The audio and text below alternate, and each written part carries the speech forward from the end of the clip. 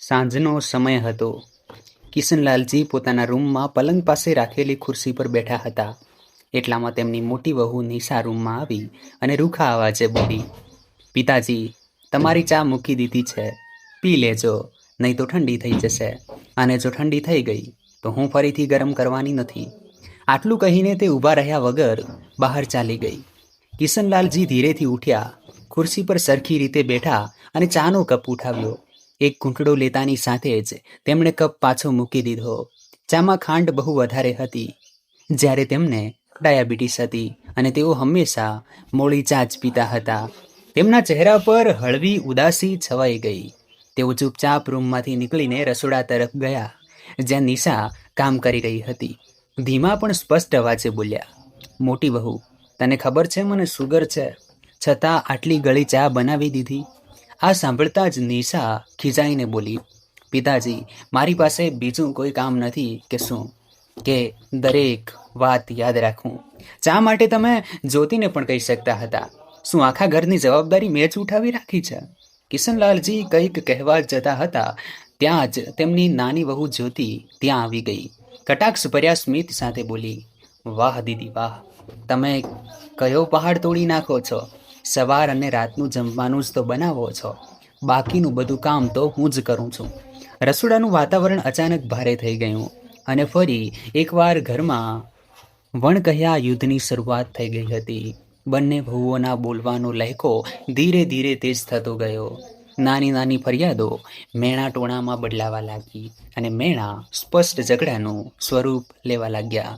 નિશા ઊંચા અવાજે પોતાની જવાબદારીઓ ગણાવવા લાગી તો જ્યોતિ પણ પાછળ રહે તેમ નહોતી. તે પણ દરેક વાતનો જવાબ તીખા શબ્દોમાં આપવા લાગી. આ વધતી જતી બોલાચાલી જોઈને કિશનલાલજીનું મન વધુ ભારે થઈ ગયું. તેમણે એક ક્ષણ માટે બંને તરફ જોયું, પછી કંઈ પણ બોલ્યા વગર ઊંડો શ્વાસ લીધો અને ચૂપચાપ ત્યાંથી પોતાના રૂમ તરફ પાછા વળી ગયા. તેમના ડગલા ભારે હતા અને ચહેરા પર એ જ થાકેલી હારેલી શાંતિ હતી જે હવે આ ઘરની રોજિંદી સચ્ચાઈ બની ગઈ હતી. રાત્રે જમવાના સમયે બંને ભાઈઓ ટેબલ પર આવીને બેઠા. સામે ભાત ભાતની વાનગીઓ સજાવેલી હતી, પરંતુ ઘરના વાતાવરણમાં એ જ જૂની કડવાશ ભળેલી હતી. 2-4 કોળિયા લીધા પછી અચાનક અનુપે શાકનો કોળિયો મોઢામાં મૂકતા કહ્યું, ભાભી, શું થયું? આજે શાકમાં મીઠું નાખવાનું ભૂલી ગયા છો કે શું? બિલકુલ સ્વાદ નથી. નિશા કંઈક બોલવાની જ હતી કે તે પહેલાં જ જ્યોતિએ કટાક્ષ કરતા કહ્યું, ધ્યાન હોય તો ને, યાદ રહે મીઠું નાખવાનું. એમનું ધ્યાન તો બસ લડાઈ ઝઘડામાં જ રહે છે. તેની વાત સાંભળતા જ નિશાનો ચહેરો ક્રોધથી લાલચોળ થઈ ગયો. ગુસ્સામાં તેણે કહ્યું, દિયરજી, જરા તમારી પત્નીને સમજાવી લેજો, નહીં તો કાલથી જમવાનું જાતે જ બનાવી લેજો. જ્યોતિ પણ કહ્યા ચૂપ રહેવાની હતી, તરત જ વળતો જવાબ આપતા બોલી, હા હા, બનાવી લઈશ અને તમારા કરતાં પણ સારું બનાવીને બતાવીશ.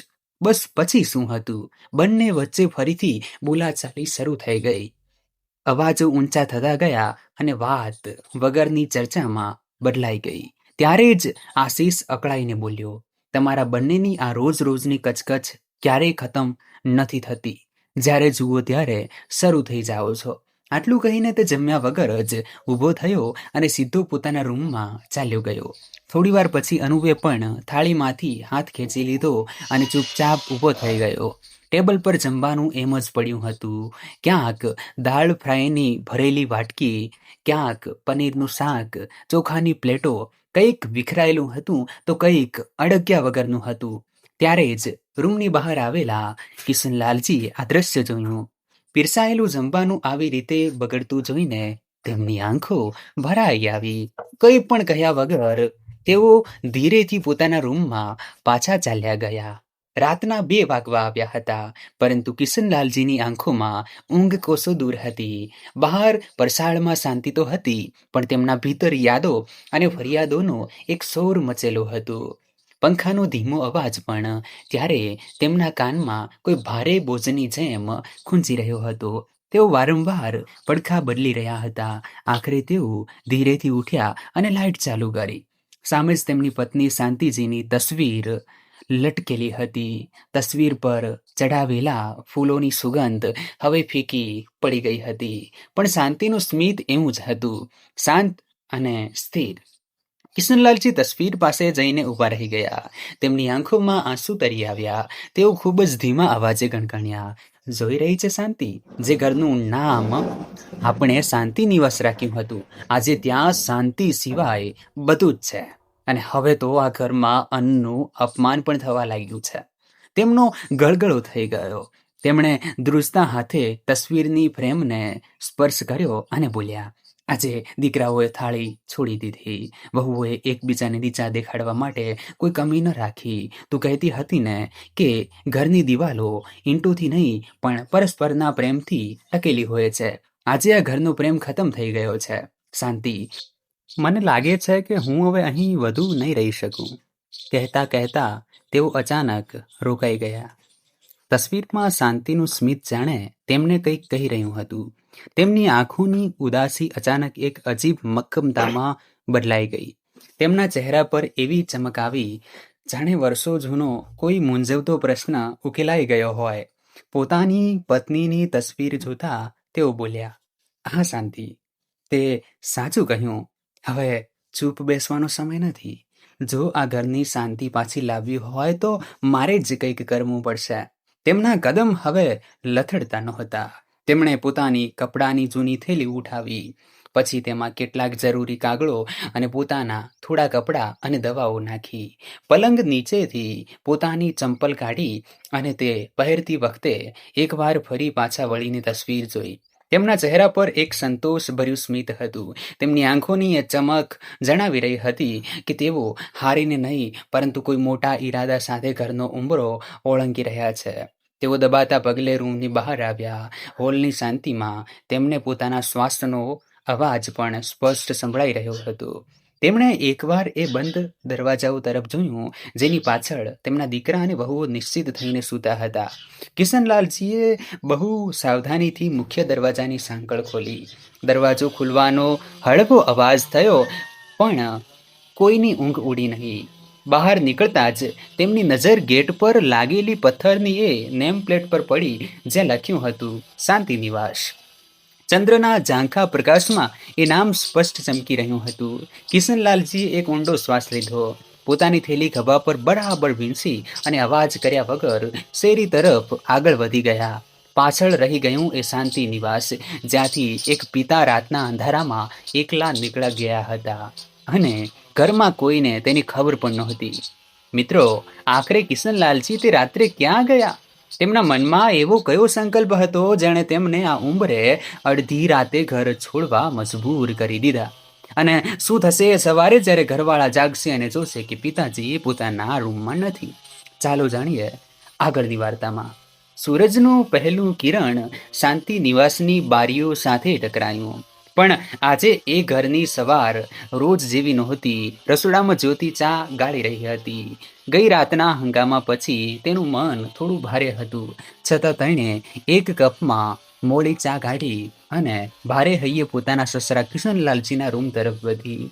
રૂમનો દરવાજો થોડો ખુલ્લો હતો. જ્યોતિએ અંદર ડગલું મૂક્યું અને ટેબલ પર ચાનો કપ રાખતા કહ્યું, પિતાજી, તમારી ચા લઈ લો. કોઈ જવાબ મળ્યો નહીં. જ્યોતિએ નજર ફેરવીને જોયું તો પલંગ પર તેના સસરા નહોતા. તેની નજર દિવાલ પર ગઈ, જ્યાં કિશનલાલજીની કપડાની થેલી લટકતી રહી હતી. તે આજે ગાયબ હતી.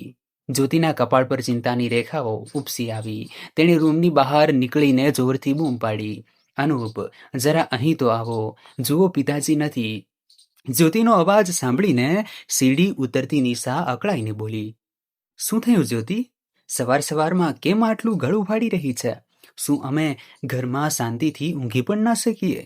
એટલામાં આશીષ અને અનુપ પણ પોતાના રૂમમાંથી બહાર આવી ગયા. ત્યારે આશીષ બોલ્યો, પિતાજી આટલી વહેલી સવારે ક્યાં ગયા હશે? અનુપે એક લાંબુ બગાસું ગાધું અને લાપરવાહીથી બોલ્યો, અરે ભાઈ, ગયા હશે ક્યાંક મંદિર કે બગીચામાં ટહેલવા. ગડપણમાં એમ પણ ઊંઘ ઓછી આવે છે. કેમ આટલું વિચારો છો? હમણાં આવી જશે. આશીષને અનુપની વાત અમુક અંશે સાચી લાગી, પણ નિશાના મનમાં કંઈક બીજું જ ચાલી રહ્યું હતું. તે ઝડપથી કિશનલાલજીના રૂમની અંદર ગઈ અને લાકડાની જૂની કબાટનું પલ્લું ખેંચીને ખોલ્યું. કબાટના ખાના પૂરેપૂરા ખાલી હતા. નિશાના ચહેરા પર એક અજીબ ચમક આવી ગઈ. તે બહાર આવીને બોલી, ના અનુપ, પિતાજી ફક્ત ટહેલવા નથી ગયા. કબાટ જુઓ, તેમના કપડાં પણ અહીં નથી. એનો સાફ મતલબ છે કે પિતાજી ઘર છોડીને ચાલ્યા ગયા છે. આ સાંભળતા જ જ્યાં આશીષ અને અનુપ એક ક્ષણ માટે સ્તબ્ધ થઈ ગયા. ત્યાં નિશા અને જ્યોતિની આંખોમાં એક વણકહી ખુશી તરી આવી. નિશાએ કટાક્ષ કરતા કહ્યું, ચાલો, સારું જ થયું. હવે ઓછામાં ઓછી રોજ રોજની કચકચ તો ખતમ થશે. ના કોઈ ટોકવાવાળું હશે અને ના મારે અલગથી જમવાનું કે મોડી ચા બનાવવી પડશે. હવે આપણે આપણી મરજીથી રહી શકીશું. જ્યોતિએ પણ નિશાની વાતમાં સૂર પુરાવતા કહ્યું, સાચું કહો છો દીદી. રોજ સવારમાં ઉઠીને તેમના માટે ચા બનાવો, પછી તેમની દવાઓ યાદ રાખો. હવે ઓછામાં ઓછું આપણે શાંતિનું શ્વાસ તો લઈ શકીશું. આખરે ક્યાં સુધી આપણે આપણી જિંદગી બીજાની સેવામાં જ વિતાવતા રહીએ. દીકરાઓની ખામોશી અને વહુઓની બેરૂખીએ તે સવારે શાંતિ નિવાસનો રંગ જ બદલી નાખ્યો હતો. આશીષ અને અનુપે પણ મનોમન એવું વિચારીને પોતાને આશ્વાસન આપી દીધું કે પિતાજી કોઈ સંબંધીને ત્યાં ગયા હશે અથવા કદાચ ગુસ્સો શાંત થતાં 2-4 દિવસમાં જાતે જ પાછા આવી જશે. કોઈએ પણ તેમને શોધવાની તસ્દી ન લીધી. નિશા અને જ્યોતિ તો જાણે આ જ દિવસની રાહ જોઈ રહી હતી. આજે રસોડામાં તેમની મરજીનું તીખું અને ચટાકેદાર ભોજન બની રહ્યું હતું. કોઈ મોડી ચા માટે શોર મચાવવાવાળું નહોતું અને ના કોઈ અન્નના અપમાન પર લેક્ચર આપવાવાળું. તેમને લાગ્યું કે હવે આ ઘર ખરેખર તેમનું થઈ ગયું છે. પણ શું તેમની આ આઝાદી વધુ દિવસો સુધી ટકી શકશે? શું ખરેખર કિશનલાલજી હારીને ઘરથી નીકળ્યા હતા કે તેમના આ કદમ પાછળ કોઈ ઊંડો ભેદ છુપાયેલો હતો? આખરે અડધી રાતે તે વૃદ્ધ પિતા પોતાની થેલી લઈને ક્યાં ચાલ્યા ગયા? ચાલો જાણીએ આગળની વાર્તામાં. કિશનલાલજીના ગયા પછી શાંતિ નિવાસમાં એક અજીબ સન્નાટો છવાઈ જવો જોઈતો હતો, પરંતુ થયું એનાથી બિલકુલ ઉલટું. હવે ઘરમાં ટોકવાવાળું કોઈ નહોતું, તો ફરિયાદો અને અહંકારના અવાજો વધુ બુલંદ થઈ ગયા હતા. દિવસો વીતતા ગયા. નિશા અને જ્યોતિ વચ્ચેની અણબન હવે દરેક નાની વાત પર વધુ થવા લાગી. ક્યારેક સફાઈને લઈને તો ક્યારેક રસોડાના ખર્ચને લઈને. અને આ આગ ફક્ત રસોડા સુધી સીમિત ન રહી. તેમણે તેને પોતાના રૂમ સુધી પહોંચાડી દીધી હતી. નિશા રાત્રે આશીષના કાન ભંભેરતા કહેતી, જોઈ લો તમારા નાના ભાઈ અને વહુના લક્ષણ. હવે તો જ્યોતિ સીધા મોઢે વાત પણ નથી કરતી. તેને લાગે છે કે ઘર હવે તેના હિસાબે ચાલશે. આખરે હું આ ઘરની મોટી વહુ છું. મારી કંઈ મર્યાદા છે કે નહીં? બીજી બાજુ જ્યોતિ પણ અનુપને ભડકાવવામાં પાછી પડતી નહોતી. દીદીને તો બસ હુકમ ચલાવતા જ આવડે છે. પિતાજી હતા ત્યાં સુધી તો ઠીક હતું, પણ હવે હું તેમની ગુલામી નહીં કરું. તમે મોટા છો તો શું થયું? હક તો અમારો પણ બરાબરનો છે ને? પત્નીઓની રોજ રોજની આ વાતોએ ધીરે ધીરે બંને ભાઈઓ વચ્ચે એક અદૃશ્ય દિવાલ ઊભી કરી દીધી હતી. આશીષ અને અનુપ જે ક્યારેય એકબીજાનો જીવ હતા, હવે એક જ છત નીચે રહીને પણ અજાણ્યાની જેમ રહેવા લાગ્યા. ટેબલ પર સાથે જમવાનું તો દૂર, હવે તેઓ એકબીજા સાથે નજર મિલાવવાનું પણ છોડી ચૂક્યા હતા. એક બપોરે ઘરના કામને લઈને વાત ફરી બગડી. જ્યોતિએ કેટલાક વાસણો સિંકમાં છોડી દીધા હતા, જે જોઈને નિશાનો મિજાજ છટકી ગયો. જ્યોતિ, આ શું બદતમીજી છે? શું મેં એકલીએ જ આ ઘરનો ઠેકો લઈ રાખ્યો છે? આ વાસણ શું તારો બાપ આવીને ધોશે? નિશાનો અવાજ આખા હોલમાં ગુંજી ઉઠ્યો. જ્યોતિ પણ તરત વળતો જવાબ આપવા આવી અને ચિલ્લાઈ, દીદી, જીભ સંભાળીને વાત કરો. બાપ પર જવાની જરૂર નથી. સવારનું બધું ઝાડું પોતું મેં કર્યું હતું. ત્યારે તો તમને મોટી મહારાણી બનીને સોફા પર બેસવું ગમતું હતું. બહેસ એટલી વધી કે બંને ચિલ્લાવા લાગી. શોર સાંભળીને આશીષ અને અનુપ પણ પોતાના રૂમમાંથી બહાર નીકળી આવ્યા. આશીષે પોતાની પત્નીનો પક્ષ લેતા કહ્યું, અનુપ, તારી પત્નીને સમજાવી લે. નિશા મોટી છે, તેની સાથે વાત કરવાની આ કઈ રીત છે? અનુપ જે પહેલેથી જ ભરાયેલો બેઠો હતો તે ગુસ્સામાં લાલજોળ થઈ ગયો અને બોલ્યો, ભાઈ, તમે તમારી પત્નીને કેમ નથી સમજાવતા? દરેક વખતે ભાભી હુકમ ચલાવતા રહે છે. હવે અમે દબાઈને નહીં રહીએ. બસ પછી શું હતું? બંને ભાઈઓ પોતાની પત્નીઓની ઢાલ બનીને એકબીજાની સામે ઊભા રહી ગયા. જે ઘરમાં કિશનલાલજી શાંતિની આશા રાખતા હતા ત્યાં આજે ગાળો અને ચીસોનો શોર હતો. વાત હાથાપાઈ સુધી પહોંચી ગઈ હતી. બંને ભાઈઓની આંખોમાં એકબીજા માટે ફક્ત નફરત હતી. તે સમયે શાંતિની વાસ જાણે તેમના પર હસી રહ્યું હતું. બહારથી આલીશાન દેખાતું તે ઘર અંદરથી પૂરેપૂરું ભાંગી પડ્યું હતું. અને એક દિવસ આવી જ રીતે ઘરમાં બંને ભાઈઓ એકબીજાના કોલર પકડીને લડાઈ કરી રહ્યા હતા અને જ્યોતિ નિશા પણ એકબીજા પર ચિલ્લાતી હતી. ત્યારે જ દરવાજા પર જોરથી ટકોરા પડ્યા. શોર બકોર એટલો વધારે હતો કે પહેલા કોઈએ ધ્યાન ન આપ્યું. પણ જ્યારે દરવાજો સતત ખખડાવવામાં આવ્યો ત્યારે અનુપે ગુસ્સામાં અકળાઈને સાંકળ ખોલી. સામે એક અજાણ્યો માણસ ઊભો હતો જેણે સફેદ ખમીસ અને કાળા રંગનો કોટ પહેર્યો હતો. હાથમાં એક કાળી બ્રીફકેસ અને આંખો પર ચશ્મા. તેમને જોઈને અનુપ થંભી ગયો. તેને લાગ્યું કદાચ કોઈ મહેમાન છે, પણ ચહેરાની ગંભીરતા કંઈક બીજું જ કહી રહી હતી. જી, આપ કોણ? કોને મળવું છે? અનુપે રૂખા અવાજે પૂછ્યું. આશીષ, નિશા અને જ્યોતિ પણ પોતાની લડાઈ છોડીને દરવાજા તરફ આવી ગયા. પેલો અજાણ્યો માણસ અંદર આવ્યો અને કોઈ પણ ખચકાટ વગર હોલની બરાબર વચ્ચે ઊભો રહી ગયો. તેણે પોતાના ખિસ્સામાંથી એક કાર્ડ કાઢ્યું અને ટેબલ પર મૂકતા કહ્યું, મારું નામ આનંદ છે. હું કિશનલાલજીનો કાયદાકીય સલાહકાર એટલે કે વકીલ છું. ચારે એકબીજાનું મોઢું જોવા લાગ્યા. તેમણે પહેલા ક્યારેય આનંદજીનું નામ સાંભળ્યું નહોતું અને ના ક્યારેય તેમને પિતાજી સાથે જોયા હતા. આશીષે આગળ વધીને પૂછ્યું, વકીલ? પિતાજીના વકીલ? પણ તેમને તમારી શું જરૂર પડી ગઈ અને તેઓ ક્યાં છે? આનંદજીએ તેમની ગભરામણની અવગણના કરી અને સોફા પર બેસતા બોલ્યા, કિશનલાલજી ક્યાં છે તે જણાવવું મારી જવાબદારી નથી, પણ તેમણે આજે સવારે જ મારો સંપર્ક કર્યો હતો. તેમણે કહ્યું કે જે ઘરનું નામ તેમણે પોતાની પત્નીના નામ પર શાંતિ નિવાસ રાખ્યું હતું ત્યાં હવે ફક્ત કલેશ જ બાકી રહ્યો છે. તેમને તમારા લોકોથી કોઈ ફરિયાદ નહોતી કે તમે તેમને દુઃખ આપો છો. તેમની તકલીફ બસ એટલી જ હતી કે આ ઘરમાં તેમને પૂરેપૂરા નજરઅંદાજ કરી દેવામાં આવ્યા હતા. તેઓ જીવતા હોવા છતાં તમારા બધાની વચ્ચે એક પડછાયો બનીને રહી ગયા હતા. આનંદજીએ બ્રીફકેસમાંથી એક ફાઇલ કાઢી અને ટેબલ પર મૂકી દીધી. કિશનલાલજીએ આ ઘર અને પોતાની બધી મિલકત એક ચેરિટેબલ ટ્રસ્ટના નામે કરવાનું મન બનાવી લીધું છે. તેમણે વસિયતમાં ફેરફારની અરજી આપી છે, એટલે કે હવે આ ઘર પર તમારામાંથી કોઈનો કોઈ હક રહેશે નહીં. આ સાંભળતા જ જાણે આખા ઘરની છત એ ચારેય પર તૂટી પડી.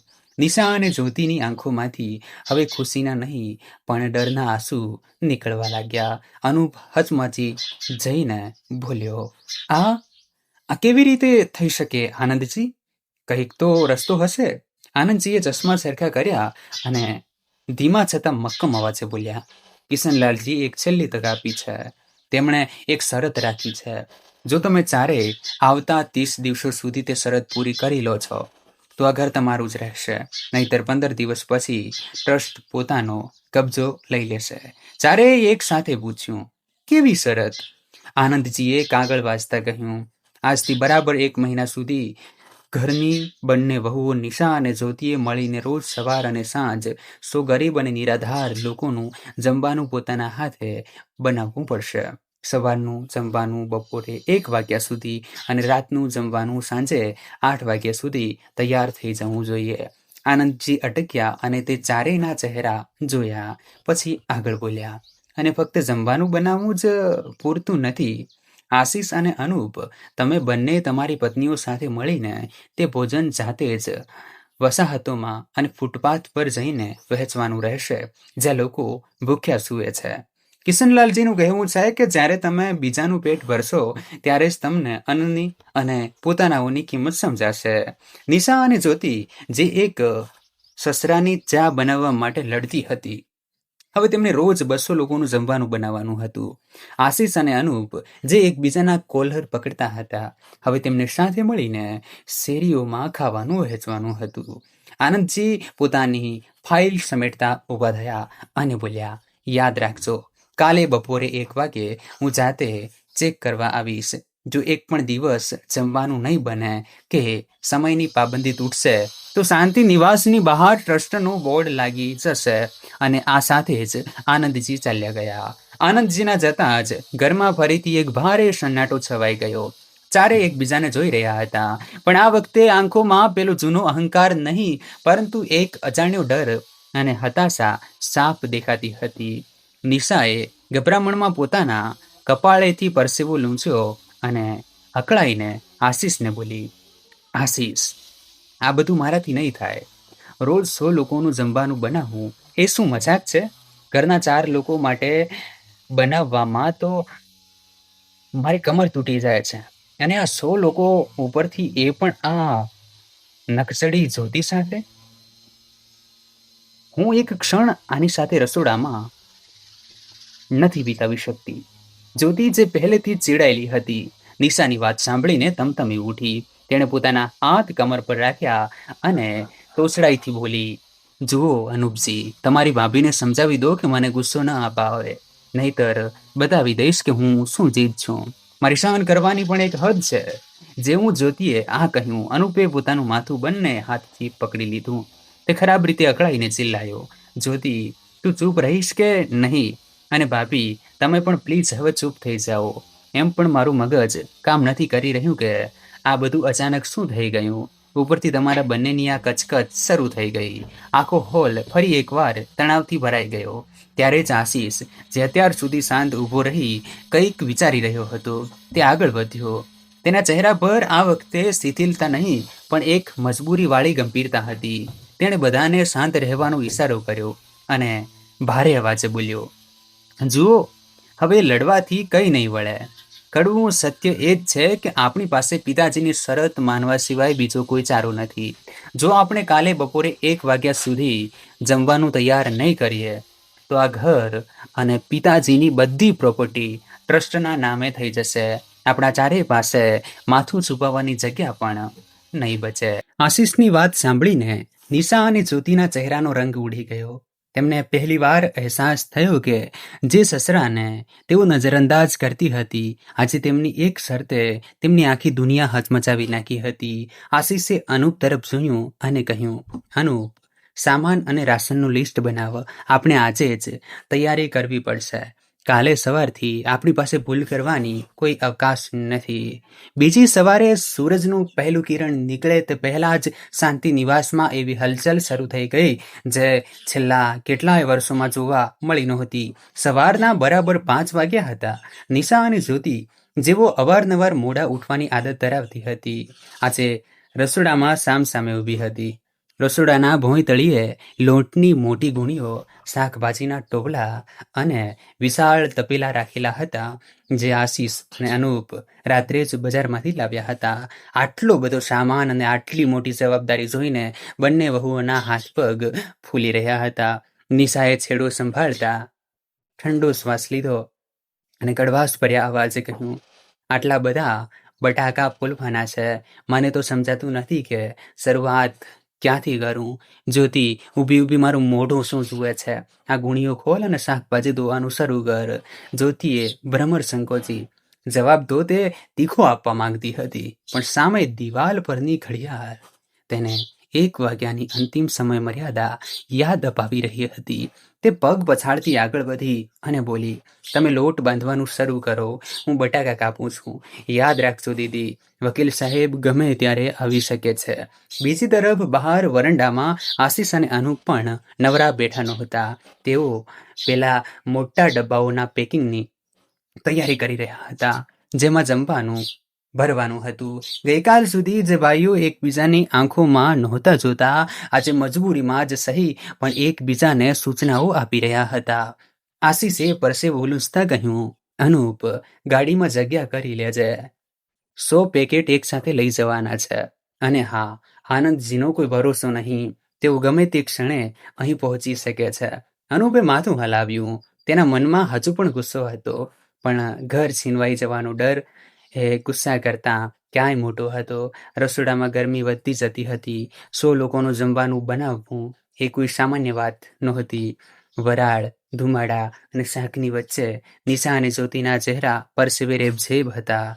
કેટલી વાર બંને વચ્ચે તકરાર થતા રહી ગઈ, પણ જેવો અવાજ ઊંચો થતો આશીષ બહારથી ટોકી દેતો, ચૂપચાપ કામ કરો. જો પાડોશીઓએ વકીલ સાહેબને શોર બકોરની ફરિયાદ કરી દીધી તો બધું પૂરું થઈ જશે.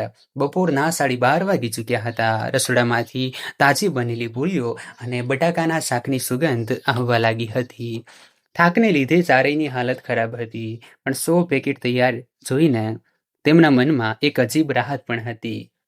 બરાબર 1 વાગ્યે દરવાજા પર ફરીથી એ જ જાણીતા ટકોરા પડ્યા. બધાના દિલ જોરથી ધડકવા લાગ્યા. અનુપે દરવાજો ખોલ્યો તો સામે આનંદજી ઊભા હતા. તેમણે હાથમાં પકડેલી ઘડિયાળ તરફ જોયું અને પછી ઘરની અંદર ડગલું માંડ્યું. આનંદજી સીધા રસોડા તરફ ગયા.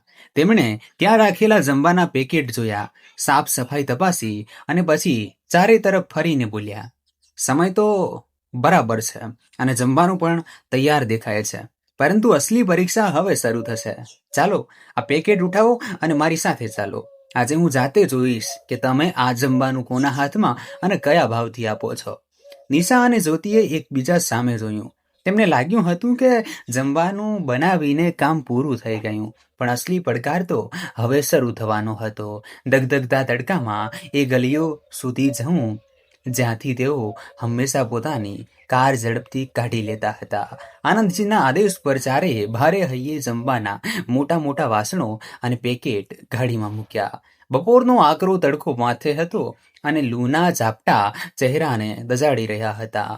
નિશા અને જ્યોતિ જેઓ અવારનવાર સાંજ ઢળ્યા પછી જ ઘરની બહાર નીકળતી હતી, આજે પરસેવાથી લથપથ થઈને બળબળતા તડકામાં ઊભી હતી. આનંદજી પોતાની ગાડીમાં આગળ ચાલ્યા અને આશીષ પોતાની ગાડીમાં બધાને લઈને તેમની પાછળ. શહેરના જાગજમાળવાળા રસ્તાઓને પાછળ છોડતા આનંદજી તેમને એક એવી વસાહતમાં લઈ ગયા જ્યાં ગરીબીની દુર્ગંધ અને ધૂળની ઢમરીઓ હતી. ગાડી ઊભી રહેતા જ આનંદજી નીચે ઉતર્યા અને બોલ્યા, ઉતરો, અહીંથી તમારે પગપાળા જ અંદર જવું પડશે. ફૂટપાથ પર પેલા જે વૃદ્ધો અને બાળકો દેખાય છે ત્યાંથી શરૂઆત કરો. નિશાએ નાક પર દુપટ્ટો રાખીને ખચકાટ સાથે ડગલું આગળ વધાર્યું. ચારે જેવા જમવાનું લઈને વસાહતની નજીક પહોંચ્યા, ત્યાંના ભૂખ્યા બાળકો અને વૃદ્ધોની આંખોમાં એક અજીબ ચમક આવી ગઈ. પૂરા 2 કલાક સુધી તેઓ ચારેય તડકામાં ઊભા રહીને જમવાનું વહેંચતા રહ્યા. તેમની કમર તૂટી રહી હતી, પગ થાકી ગયા હતા અને તરસથી ગળું સુકાઈ રહ્યું હતું. વસાહતથી પાછા ફરતી વખતે ગાડીમાં કોઈ ભાવુક વાતચીત ન થઈ, બલકે ચારેયના ચહેરા પર ફક્ત અને ફક્ત અકલ્પનીય થાક ઊભો હતો. બળબળતા તડકાએ તેમની ઉર્જા શોષી લીધી હતી.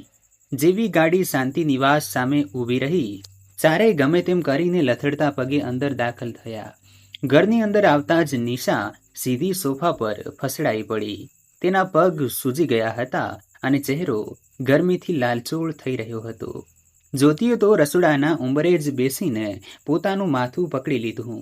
નિશા હાંફતા હાંફતા બોલી, આશીષ, હવે મારા ગજાની વાત નથી. હાથ પગ એવા ધ્રુજે છે જાણે જીવ જ ના બચ્યો હોય. 100 લોકોને જમવાનું વહેંચવું શું આટલું થકવી દેનારું કામ હોય છે? આશીષ અને અનુપની હાલત પણ કંઈ સારી નહોતી.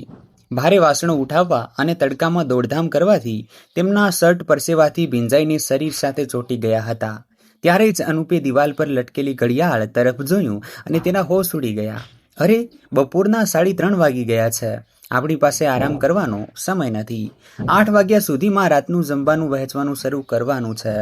એનો અર્થ એ કે આપણે અત્યારે જ રસોડામાં લાગી જવું પડશે. આ સાંભળતા જ જ્યોતિનું મોઢું લગભગ રડવા જેવું થઈ ગયું. હમણાં તો આપણે આવ્યા છીએ, પેટમાં ઉંદરડા દોડે છે. સવારથી સરખું પાણી પણ નથી પીધું. પહેલાં કંઈક ખાવું પડશે, નહીંતર હું તો ચક્કર ખાઈને પડી જઈશ. ભૂખ તો તે બધાને પણ જોરદાર લાગી હતી.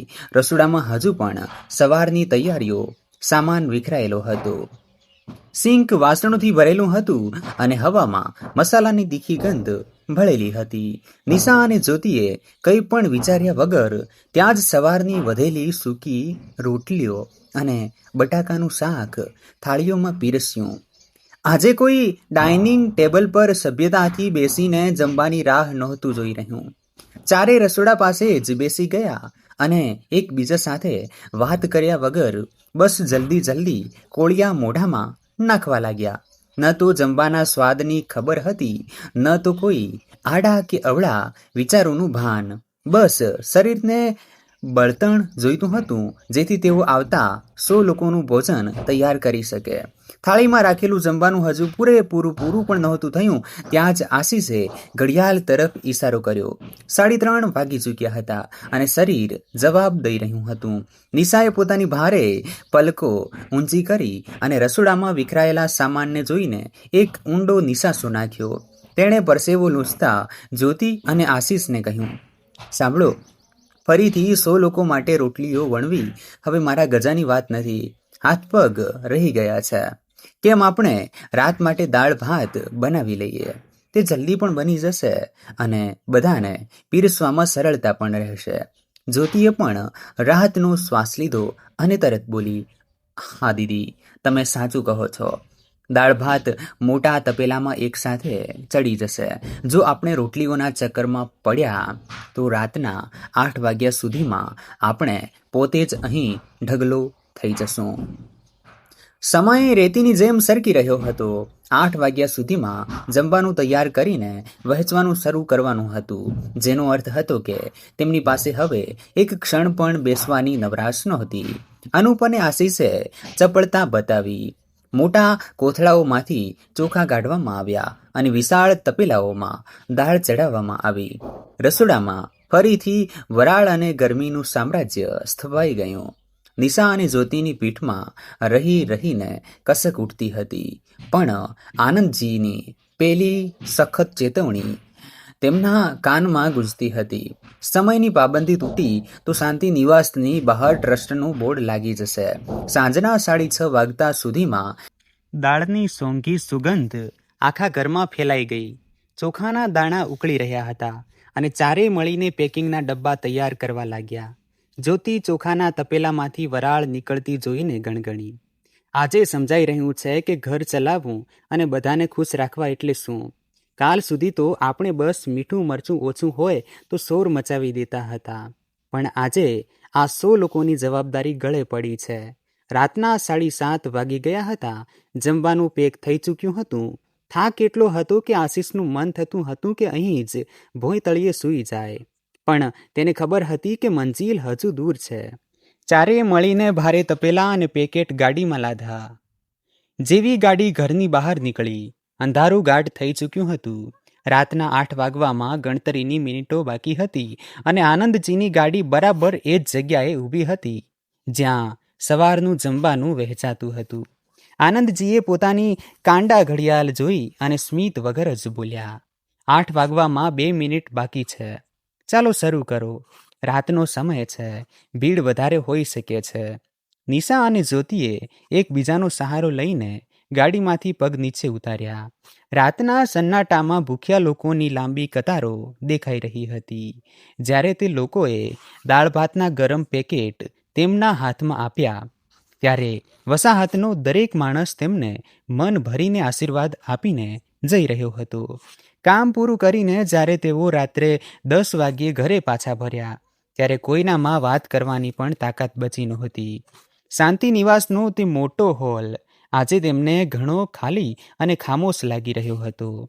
પિતાજીની ખાલી ખુરશી અને દિવાલ પર લાગેલી શાંતિજીની તસવીર જાણે તેમને કંઈક પૂછી રહી હતી. થાકથી ચૂર નિશાએ પલંગ પર પડતા પહેલા આશીષ સામે જોયું અને ધીમા અવાજે કહ્યું, આશીષ, કાલે સવારે ફરીથી આ બધું જ કરવું પડશે ને?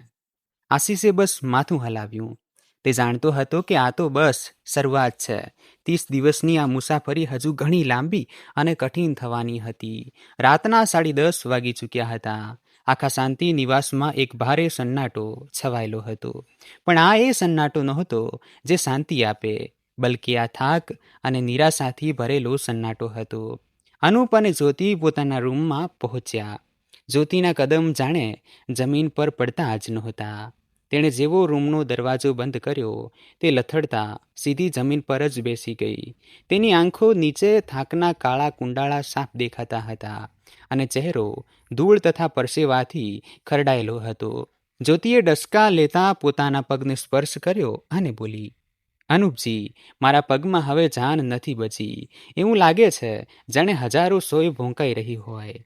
ક્યારેય સપનામાં પણ નહોતું વિચાર્યું કે એક દિવસ એવો પણ આવશે જ્યારે પોતાનું જ છાપરું બચાવવા માટે મારે રસ્તાઓ પર આમ ધૂળ ફાંકવી પડશે. અનુપ, જે પોતે પોતાના શર્ટના બટન ખોલવાની હિંમત પણ ભેગી કરી શકતો નહોતો, તે પાસે જ બેડના કિનારે બેસી ગયો. તેની કમરમાં એટલો દુખાવો હતો કે તેને સીધા બેસવું પણ મુશ્કેલ થઈ રહ્યું હતું. જ્યોતિએ પોતાનું માથું અનુપના ખભા પર ટેકવી દીધું. બંનેના શરીર એટલી હદે તૂટી ગયા હતા કે મગજે કામ કરવાનું બંધ કરી દીધું હતું.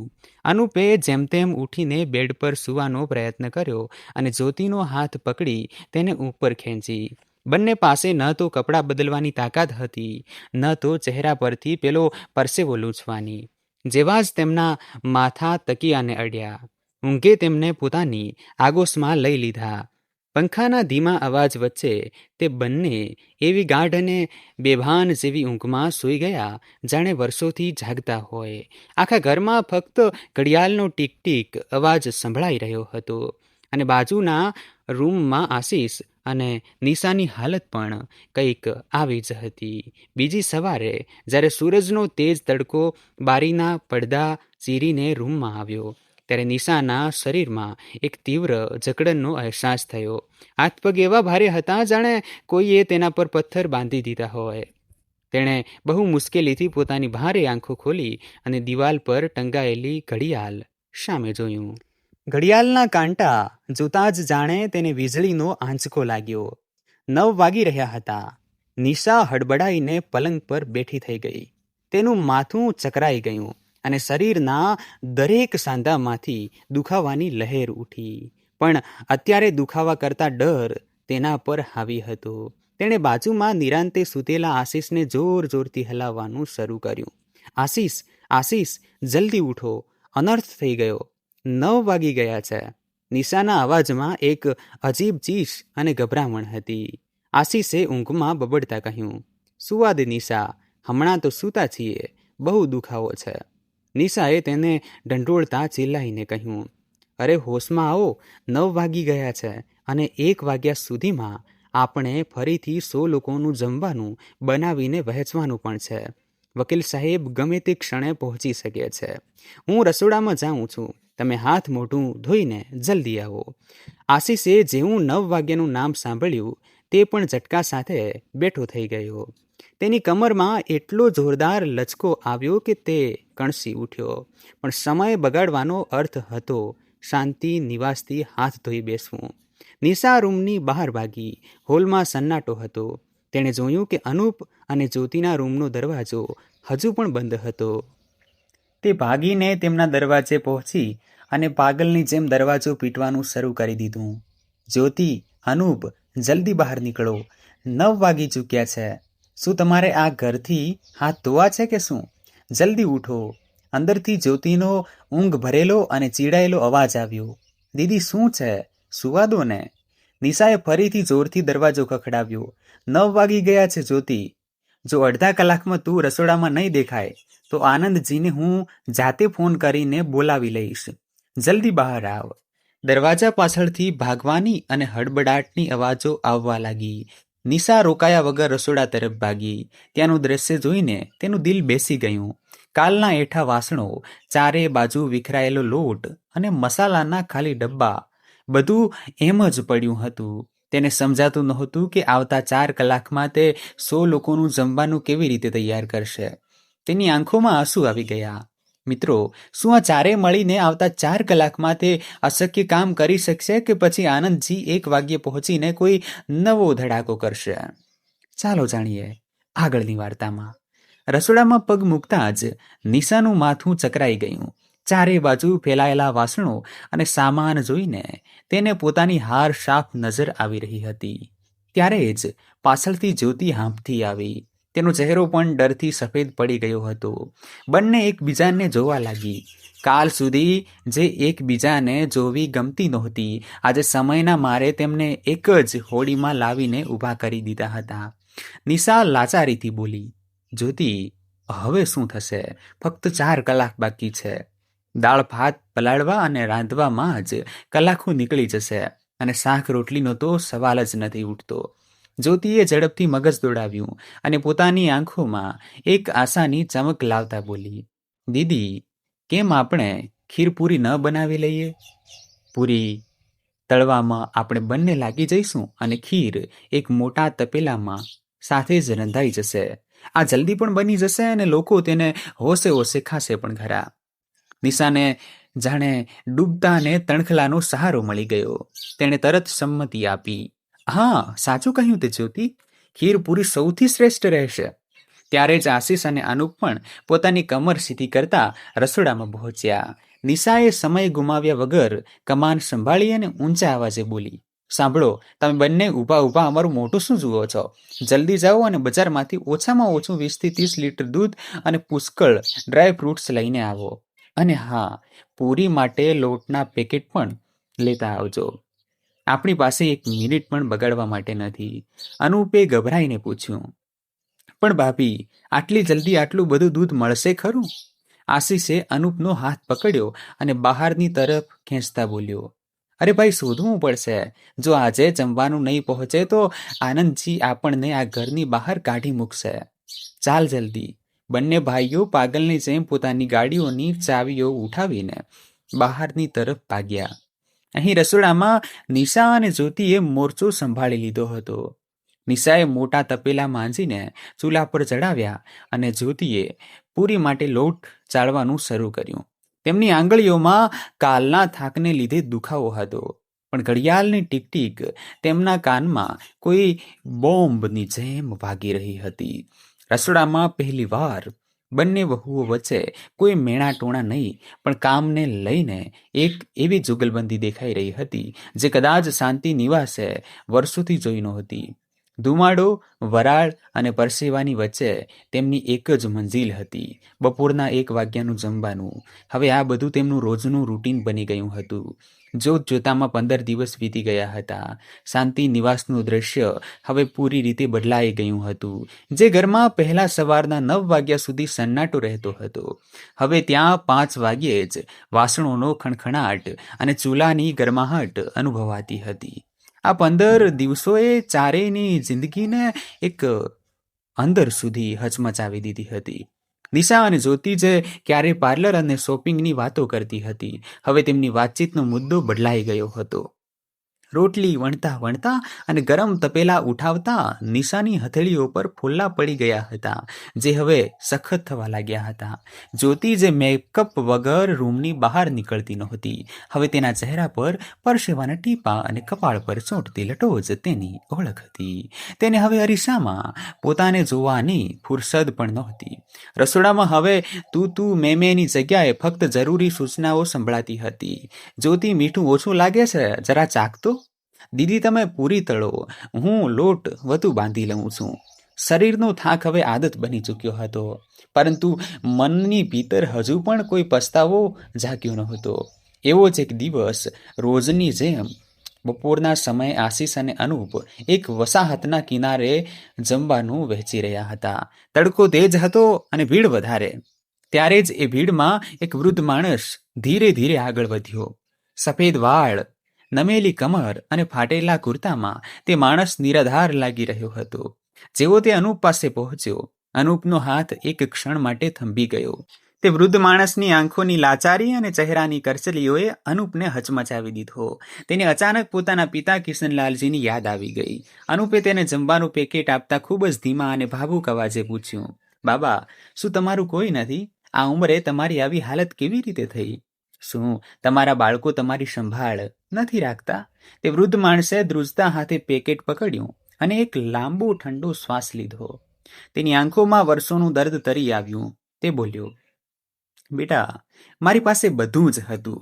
સારો એવો બંગલો હતો, ભરેલો પૂરો પરિવાર હતો, પરંતુ એ ઘરમાં ક્યારેય સુખ શાંતિ નહોતી. મારી વહુ જ્યારે મરજી પડે ત્યારે મારા દીકરા સાથે લડતી હતી. રોજનો તમાશો બની ગયો હતો. એક દિવસ તો તેણે સાફ કહી દીધું કે તમે પસંદ કરી લો, કાં તો તમારો બાપા ઘરમાં રહેશે અથવા હું. વૃદ્ધ માણસ થોડો અટક્યો, જાણે તેનો ગળગળો થઈ ગયો હોય. પછી આગળ બોલ્યો, મારો દીકરો વચ્ચે પીસાતો હતો બેટા. હું શું કરું? મેં મારા દીકરાની ખુશી માટે એ ઘર, એ શહેર બધું છોડી દીધું. જે ઘરમાં રોજ કલેશ હોય ત્યાં રહેવાનો શું ફાયદો? જ્યાં પોતાનાઓના મનમાં જ પોતાના પિતા માટે જગ્યા ન બચી હોય ત્યાં દિવાલો વચ્ચે રહેવા કરતાં તો સારું છે કે આ રસ્તાઓ પર ભૂખ્યો સૂઈ જાઉં. આટલું કહીને તે વૃદ્ધ માણસ ભીડમાં ક્યાંક ઓઝલ થઈ ગયો. પણ તેની વાતો અનુપના હૈયામાં તીરની જેમ ખૂંચી ગઈ હતી.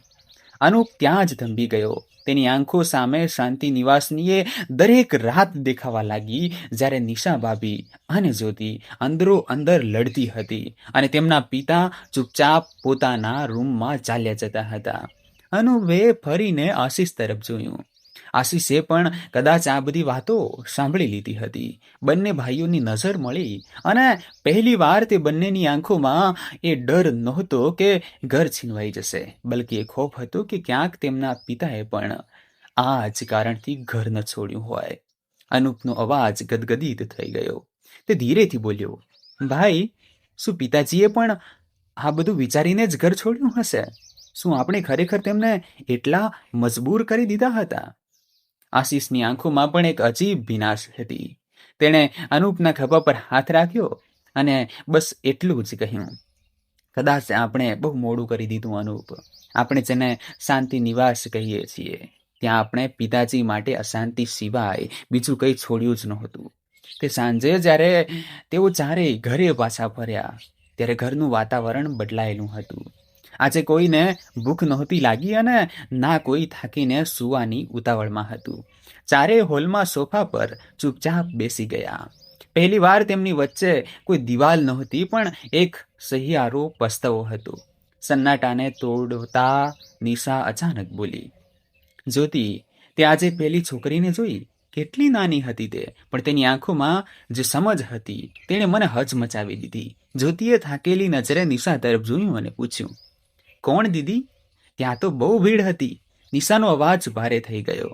અરે એ જ, જે પોતાના હાથમાં એક નાનકડી બાળકીને લઈને ઊભી હતી. માંડ 7-8 વર્ષની હશે એ છોકરી, પણ પોતાની નાની બહેનને એવી રીતે સાચવતી હતી જાણે તેની આખી દુનિયા ત્યાં જ હોય. જ્યારે મેં તેને ખીર આપી તો તેણે પોતે ખાતા પહેલા એ નાની બાળકીના મોઢામાં મૂકી. આ સાંભળી જ્યોતિની આંખોમાં આંસુ ભરાઈ આવ્યા. તે બોલી, હા દીદી, સાચે જ, મેં પણ તેને જોઈ હતી. જ્યારે મેં તેને પૂછ્યું કે તારી માં ક્યાં છે, તો તેણે બસ એટલું જ કહ્યું કે માં નથી, બસ હું અને ગુડિયા છીએ દીદી. આટલી નાની બાળકીને બીજાનો સહારો બનતી જોઈ મને બહુ દુઃખ થયું. જ્યોતિની આંખોમાંથી વહેતા આંસુ જોઈ નિશાનું દિલ પણ ભરાઈ આવ્યું. તેણે જ્યોતિનો હાથ પકડતા રૂંધાયેલા ગળે કહ્યું, સાચું કહી રહી છે જ્યોતિ, મને પણ આજે એ બાળકીને જોઈને બહુ દુઃખ થયું. આપણે આ આલિશાન ઘરમાં રહીને નાની નાની વાતો પર લડતા રહ્યા, કામ ગણાવતા રહ્યા, પણ એ બાળકી પાસે ના ઘર હતું, ના મા બાપની છત્રછાયા, છતાં તેના ચહેરા પર સુકૂન હતું જે આપણને ક્યારેય ન મળ્યું. આપણે તો ક્યારેય પિતાજીને પ્રેમથી એક કપ ચા પણ ના પૂછી, અને એ બાળકી પોતાની ભૂખ ભૂલીને પોતાની નાની બહેનનું પેટ ભરી રહી હતી. મને માફ કરી દે જ્યોતિ, મેં મોટી હોવા છતાં ક્યારે મારો ફરજ ન નિભાવ્યો. હોલમાં છવાયેલી શાંતિને તોડતા આશીષે ઊંડો શ્વાસ લીધો અને અનુપ સામે જોઈને બોલ્યો, અનુપ, આજે જે આપણે રસ્તા ઉપર જોયું અને જે વાતો પેલા બાબા પાસેથી સાંભળી, તેણે મારી આંખો ખોલી દીધી છે. અત્યાર સુધી આપણે આ બધું ફક્ત આપણી મિલકત અને ઘર બચાવવા માટે કરી રહ્યા હતા, પણ આજે એ લોકોની આંખોમાં પોતાના માટે રાહ જોતા જોઈ મને એક અલગ જ જવાબદારીનો અહેસાસ થઈ રહ્યો છે. આજે પહેલી વાર સમજાયું કે પિતાજી કેમ કહેતા હતા કે અન્નનો એક દાણો પણ નકામો ન જવો જોઈએ. અનુપે સંમતિમાં માથું હલાવ્યું અને કહ્યું, હા ભાઈ, કાલ સુધી મને લાગતું હતું કે આપણા પર આ બધું થોપવામાં આવ્યું છે, પણ આજે ભૂખ્યા લોકોના આશીર્વાદે મારા મનનો બોજ હળવો કરી દીધો. પિતાજીએ આપણને સજા નથી આપી, પણ આપણને માણસ બનવાની એક નવી તક આપી છે. ત્યારે જ આશીષે ઘડિયાળ તરફ જોતા કહ્યું, જુઓ, હવે જે થઈ ગયું તેને બદલી નથી શકાતું, પણ આપણે આગળ સુધારો તો કરી જ શકીએ છીએ. હવે કાલ સવારે આપણે હજુ પણ વહેલા ઉઠવું પડશે. હું નથી ઈચ્છતો કે કોઈ પણ કારણસર કાલે જમવાનું બનવામાં જરા પણ મોડું થાય. હવે આ ફક્ત પિતાજીની શરત નથી, પણ આપણો સંકલ્પ છે. કાલે બપોરે 1 વાગ્યે અને રાત્રે 8 વાગ્યે હું નથી ઈચ્છતો કે કોઈ પણ દિવસે એ લોકોને જમ્યા વગર રહેવું પડે. તેઓ આપણી રાહ જુએ છે. ચાલો હવે બધા આરામ કરો, જેથી સવારે 5 વાગ્યે આપણે પૂરી ઉર્જા સાથે કામ શરૂ કરી શકીએ. ચારેય ચૂપચાપ પોતાના રૂમ તરફ ચાલી નીકળ્યા. આજે તેમના શરીરમાં થાક તો હતો, પણ તેમના મનમાં હવે પેલી કડવાશ નહોતી. શાંતિ નિવાસની દિવાલો વચ્ચે આજે પહેલી વાર ખરેખર શાંતિ અનુભવાઈ રહી હતી. એક એવી શાંતિ જે પસ્તાવા અને સેવાના ભાવથી પેદા થઈ હતી. જોત જોતામાં 20 દિવસ વીતી ગયા હતા. આ 20 દિવસોમાં શાંતિ નિવાસનું ચિત્ર જ બદલાઈ ગયું હતું. હવે સવારની શરૂઆત કડવાશ કે મેણાટોણાથી નહીં, પરંતુ રસોડામાંથી આવતી મસાલાની સોંગી સુગંધ અને પોતાનાઓની હસી મજાકથી થતી હતી. ઘરની દિવાલોમાં હવે પેલો ભારેપણું નહોતું, બલકે એક નવી મીઠાશ બળી ચૂકી હતી. એક સવારે રસોડામાં નિશા અને જ્યોતિ મળીને મોટા તપેલામાં જમવાનું તૈયાર કરી રહી હતી. ત્યારે જ અનુપ પોતાની શર્ટની બાય ઉપર ચડાવતા અંદર આવ્યો અને ઊંડો શ્વાસ લઈને બોલ્યો, વાહ ભાભી, આજે તો સુગંધ દૂર સુધી મહેકી રહી છે. જો એક કપ કડક ચા પહેલા પીવડાવી દો તો મજા આવી જાય. પછી જોજો તમારો આ દિયર કેવી સ્ફૂર્તિથી કામ કરશે અને આજે બધા પેકેટ ચપટી વગાડતા તૈયાર કરી દેશે. પાસે જ ઉભેલા આશીષે પણ ખડખડાટ હસતા અનુપની વાતને ટેકો આપ્યો. હા નિશા, આણે વાત તો બિલકુલ સાચી કહી. આજે જો પહેલા ચા મળી જાય તો અમે બંને ભાઈઓની બેટરી ચાર્જ થઈ જશે. ત્યારે જ જ્યોતિ એક ટ્રે લઈને આવી અને હસતા હસતા બોલી, ચાની ચિંતા છોડો, ચા તો ભાભીએ પહેલા જ બનાવી દીધી છે, અને સાથે આ જુઓ, ગરમા ગરમ ડુંગળીના ભજીયા પણ. અનુપે ચટણી સાથે એક ભજીયું ઉઠાવ્યું અને મજેથી મોઢામાં મૂકતા હરખાઈને બોલ્યો, અરે વાહ, મજા આવી ગઈ. સાચે જ ભાભી, હોય તો તમારા જેવા. તમે તો અમારો દિવસ બનાવી દીધો. નિશાએ ચૂલા પર મોટા તપેલાને ચમચાથી હલાવતા સ્મિત સાથે કહ્યું, હવે માખણ લગાવવાનું બંધ કરો અને બહુ વાતો ન બનાવો. જલ્દી આ ચા નાસ્તો પૂરો કરો અને તમે બંને ભાભીઓ કામે લાગી જાઓ. આપણે 1 વાગ્યા પહેલા વસાહત પહોંચવાનું છે. આજે આપણે જરાય મોડું કરવાનું નથી, સમજ્યા? આખા ઘરમાં આજે એક અલગ જ રોનક હતી.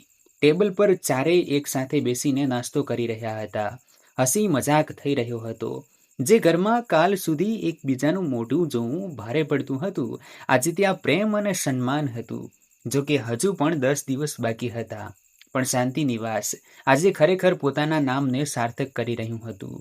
20મા દિવસનું બપોરનું જમવાનું વહેંચીને જ્યારે તેઓ ચારેય ગાડીમાં પાછા ફરી રહ્યા હતા, ત્યારે ગાડીમાં સન્નાટો નહીં, પણ હાસ્યના ફુવારા હતા. આ 20 દિવસોની મહેનત અને સેવાએ તેમની વચ્ચેની કડવાશને પૂરી રીતે ધોઈ નાખી હતી.